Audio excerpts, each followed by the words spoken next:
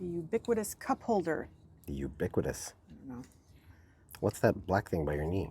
I'll show you. So we had, let me unzip this and we'll go with it. Today we're installing a new cup holder, kind of combo, I don't know. Before we had this white plastic big guy that stuck out about that far, and it was really hard to get out of the companionway, be able to turn around, and the Dodger goes out really far, so there's not a lot of room to kind of snake to get out. So we thought, oh, there's something better. Took that off. And then we had this random ram mount here for like one cup, and that's just, and that was a little weird. cumbersome. It's just weird. And this was from other parts and pieces, so it's not like it was something It worked better in a different location at some other time.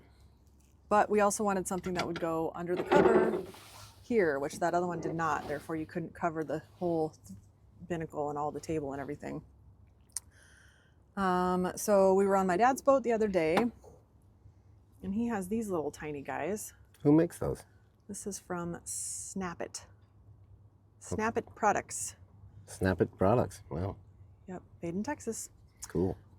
It looks like Scott's already put one on here for a handheld VHF radio, which is down below, so I guess that'll go there. He bought 2 of these, but we're gonna see about putting this on. Never done this before, so we're just gonna give it a try. Figure. What if it just snapped on? I don't know. What if it just snapped on? It might. I mean, it's called Snap It. Video Awesome. over. Look at that.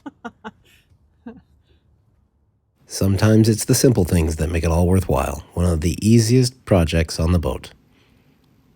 Thank you for joining us.